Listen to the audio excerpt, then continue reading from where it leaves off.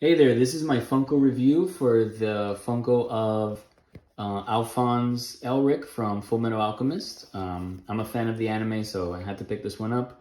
I really like the detail. This is Alphonse in the armor that he's in throughout most of the anime. You can see there all the detail of the armor. I'm not going to go into the background of the story, but if you're a fan, you know why he's in armor. That's how it looks like on the bottom. It's his little apron type of, it looks like an apron to me. It has the spikes here. So it's very nicely detailed. It's a little heavy, which is nice. And it just looks like a great piece to collect.